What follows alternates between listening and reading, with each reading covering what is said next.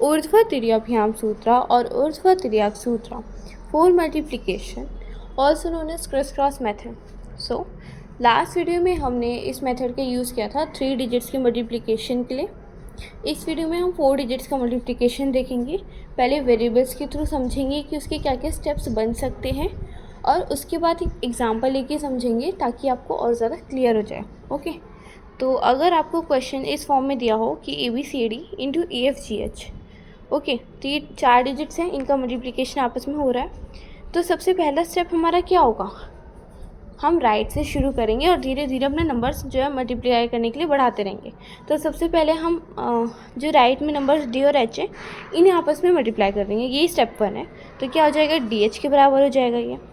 Step 2 क्या होगा हमारा, इस बार मैंने बोला ना जैसे नंबर बढ़ाते जाओ, इस बार हम 2 नंबर्स को मल्टीप्लाई करेंगे। अब 2 नंबर्स को आपस में तो मल्टीप्लाई नहीं करेंगे, जो हमारे पास क्रिस क्रॉस मतलब क्रॉस मल्टीप्लाई का ऑप्शन है, नाम में क्रिस क्रॉस लिखा है, तो इस बार हम 2 नंबर्स को क्रॉस मल्टीप्लाई कर देंगे।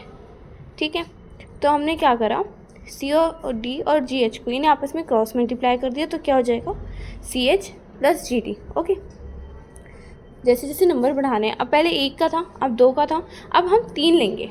ओके, तो 3 कौन कौन से नंबर हो गए, BCD और FGH, इन्हें आपस में मल्टीप्लाई करेंगे। लेकिन 3 नंबर्स को आपस में क्रॉस मल्टीप्लाई तो नहीं कर सकते, तो हम 2 नंबर्स को क्रॉस मल्टीप्लाई करेंगे और जो बीच में नंबर्स बच गए उन्हें स्ट्रेट मल्टीप्लाई कर देंगे। तो BD और FH को हम आपस में क्रॉस मल्टीप्लाई करेंगे और जो बचा बीच में CG, इन्हें एक दूसरे से मल्टीप्लाई कर देंगे। तो क्या हो जाएगा हमारा, BH plus CG plus FD। Okay, अब हमारा स्टेप 4 क्या कहता है कि तुम इस बार 4 नंबर्स लो। अब 4 नंबर्स को तो क्रॉस मल्टीप्लाई आपस में कर ही सकते हैं, तो इस बार हमें क्रॉस मल्टीप्लाई कैसे करना है, कॉर्नर वाले जो नंबर्स हैं उन्हें आपस में मल्टीप्लाई कर देंगे, आई मीन क्रॉस मल्टीप्लाई, बीच वाले नंबर्स को आपस में। तो जो AD और EH हैं ये हमारे कॉर्नर्स में, इन्हें आपस में हम क्रिस क्रॉस मतलब आई मीन क्रॉस मल्टीप्लाई करेंगे, और जो बीच में हमारे BC और FG हैं इन्हें एक दूसरे से क्रॉस मल्टीप्लाई करेंगे। ओके, तो क्या हो गया हमारा स्टेप, ये AH plus ED plus BG plus CF। Okay, अब स्टेप 5 क्या कहता है कि अब 4 का हो गया है, अब 3 का कर लो, क्योंकि राइट हैंड साइड वाले नंबर्स हो गए, लेफ्ट हैंड साइड वालों को कैसे छोड़ दें, तो अब लेफ्ट हैंड साइड वालों को लेते जाओ। तो अब तुम ABC और EFG इन्हें आपस में मल्टीप्लाई करो, कि फिर से 3 हो गए, तीनों को हम आपस एक दूसरे से क्रिस क्रॉस कैसे मल्टीप्लाई करें ना। तो हमें क्या करेंगे, जो कॉर्नर्स वाले AC और EG हैं इन्हें क्रॉस मल्टीप्लाई कर देंगे और बीच में जो BF है इन्हें एक दूसरे से मल्टीप्लाई कर देंगे। तो क्या हो जाएगा, AG plus BF plus CE। Now next step यानी कि स्टेप 6 क्या कहता है, अब तुम 2 नंबर्स को लो राइट हैंड साइड के, I mean sorry left hand side के। तो क्या क्या नंबर्स हैं वो, AB और EF, इन्हें आपस में क्रॉस मल्टीप्लाई कर दो। तो क्या हो जाएगा, A into F plus B into E, AF plus BE। Last step okay, वो कहता है कि अब तुम जो लेफ्ट हैंड साइड के दोनों नंबर्स हैं ना उन्हें आपस में ही मल्टीप्लाई कर दो, यानी कि A और E इन दोनों को तुम लोग आपस में मल्टीप्लाई कर दो। तो जब AE को आपस में मल्टीप्लाई करेंगे तो क्या हो जाएगा, AE। ओके, ये स्टेप्स हमारे हैं टोटल। आई गेस अब आपको क्लियर तो हो गया होगा, थोड़ा बहुत समझ आ रहा होगा कि हम स्टेप्स कैसे बना रहे हैं, कैसे कैसे स्टेप्स हैं हमारे। यहाँ देखो, पहले हमने राइट हैंड से शुरू करा, 1 नंबर को लिया, फिर 2 नंबर्स को आपस में क्रॉस मल्टीप्लाई करा, फिर 3 नंबर्स को, फिर 4 नंबर्स को। ठीक है, फिर हम डिक्रीजिंग ऑर्डर में गए, 4 से फिर 3 हो गए, इस बार फिर हम लेफ़्ट तक शिफ्ट होते गए, फिर 2 फिर 1। अब आप देख सकते हो जब इवन नंबर्स होंगे, यानी कि जैसे 2 थे तो हम इनमें आपस में क्रॉस मल्टीप्लाई कर रहे थे।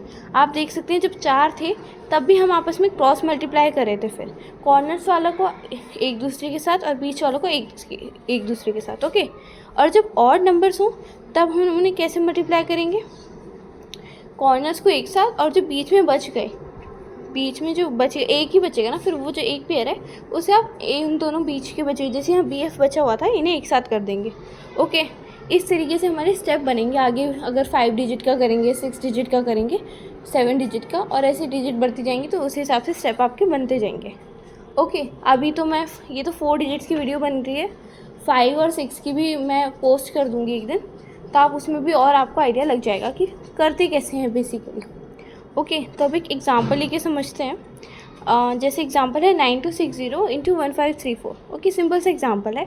तो पहले करते हैं। मैंने पहला स्टेप क्या बताया था आपको कि जो राइट हैंड साइड वाले नंबर्स हैं हम उन्हें आपस में मल्टीप्लाई करेंगे पहले।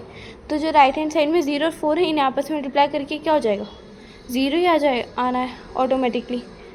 अब स्टेप 2 क्या कहता है कि तुम अपने राइट हैंड साइड वाले नंबर्स को मल्टीप्लाई करो, मतलब क्रॉस मल्टीप्लाई करो दो नंबर्स को।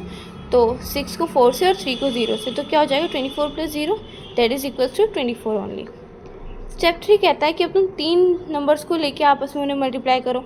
तो हमने 2, 0 और 5, 4 इन्हें क्रॉस मल्टीप्लाई कर दिया और जो बीच में नंबर बचा 6 और 3 इसे एक दूसरे के साथ। तो क्या बना 8 + 18 + 0 विच इज़ इक्वल्स टू 26। अब जो हमारा नेक्स्ट स्टेप है वो क्या कहता है कि अब तुम 4 नंबर्स को लेके मल्टीप्लाई करो।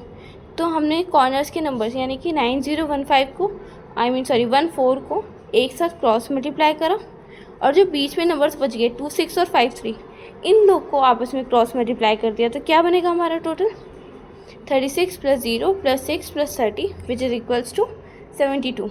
ओके, स्टेप 5 क्या कहता है कि ये जो तुम्हारे नंबर्स हैं अब लेफ़्ट में शिफ्ट होते जाओ। तो अब फिर से 4 का हो गया, तब 3 की बारी है। तो इन्हें 3 नंबर्स को आपस में मल्टीप्लाई करो। तो पहले क्रॉस मल्टीप्लाई करेंगे 9, 6 और 1, 3 का, और फिर बीच में जो नंबर्स बचिए 2, 5 को उन्हें आपस में मल्टीप्लाई कर देंगे। तो क्या हो जाएगा 27 + 10 + 6 विच इज़ इक्वल्स टू 43।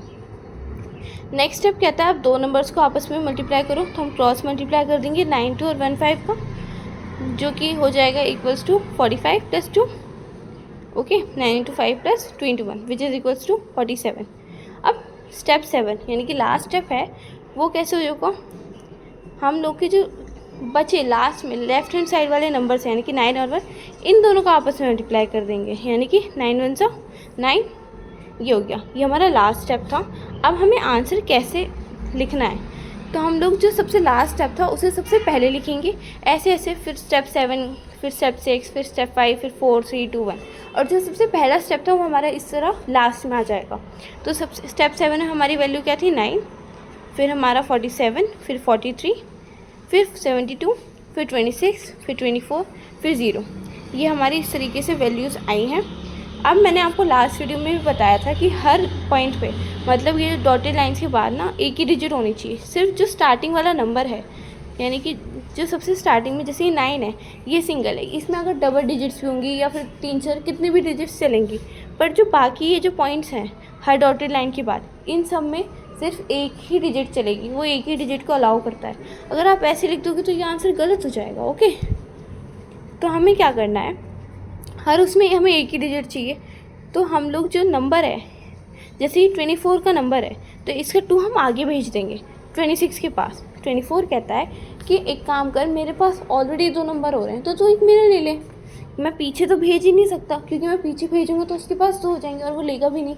तो इस वजह से वो अपना एक नंबर यानी कि 2 को आगे भेज देता है और अपने यहाँ पे फिर 4 ही रह जाएगा। 26 + 2 और वहाँ 4 रहेगा। तो ये कितना हो जाएगा 28, 4 और 0। अब 28 कहता है यार तूने नंबर दे दिया, मेरे पास ऑलरेडी डबल थे। अब 28 कहता है कि चलो मैं अपना नंबर आगे दे देता हूँ। तो 28 जो नंबर है ये अपना 2 आगे दे देगा। ओके, तो फिर 72 + 2 हो जाएगा और वहाँ 8 बचेगा। तो ये 74 हो गया। अब 74 के पास भी 2 डिजिट्स हैं तो ये भी अपनी जो आगे वाली डिजिट है यानी कि 7 है उससे आगे भेज देगा। तो ये क्या हो जाएगा आगे इसके 43 + 7 विच इज़ इक्वल्स टू 50 या 50 हो गया। अब यहाँ भी तो 2 डिजिट्स हैं, ऐसे ही धीरे धीरे हम अपनी जो 2 डिजिट्स को एक करते रहेंगे, उनके आगे वाला नंबर और आगे भेजते रहेंगे। ओके, ऐसे ही करना चाहिए। तो 50 का 5 हमने 47 में भेज दिया तो कितना हो गया ये हो जाएगा 52। अब देखो आप देख रहे हो हर जगह सिंगल डिजिट हमारी आ रही है, बस अभी 52 को और सिंगल कर देते हैं। तो इसका सिंगल करने का क्या तरीका था, जो इसकी आगे वाली डिजिट है हम उसे 9 के पास भेज देंगे। तो क्या हो जाएगा 9 + 5 विच इज़ इक्वल्स टू 14। तो ये हमारा टोटल आंसर हो गया 14204840। इवन आप कैलकुलेट अपने आप नॉर्मली कैलकुलेट करके देखेंगे सेम आंसर आएगा। और आप खुद करके देखना कि आपको कौन सा मेथड ज़्यादा इजी लग रहा है, इफ़ेक्टिव लग रहा है, बिना मिस्टेक के लग रहा है। इसमें मिस्टेक होने के चांसेस मिनिमम है, एक्सेप्ट आपको अगर आंसर लिखना आ रहा है तो इसमें 0 चांसेस हैं ऑलमोस्ट मिस्टेक होने के। बल्कि जब हम नॉर्मल मल्टीप्लिकेशन करते हैं तो उसमें कभी कभार जल्दबाजी के चक्कर में भी हमारा वो मल्टीप्लिकेशन गलत हो जाता है। इसलिए मैं कहती हूँ वैदिक मैथ्स की जो मल्टीप्लिकेशन है, एडिशन है, सब्ट्रैक्शन है, इसमें आपका आंसर जल्दी भी आता है और गलत होने के चांसेस तो बहुत ही मिनिमल हो जाते हैं, एकदम 0 हो जाते हैं ऑलमोस्ट। ठीक है, मैं हमेशा ये मेथड अप्लाई करती हूँ, मैं आपको भी प्रेफर करूँगी ये मेथड आप करें क्योंकि बहुत इजी है और एग्ज़ाम में तो बहुत ज़्यादा काम आने वाला है। खास करके वैदिक मैथ्स स्टूडेंट के लिए तो ये तो उन्हें तो ये करना ही होगा। Okay, so thank you everyone.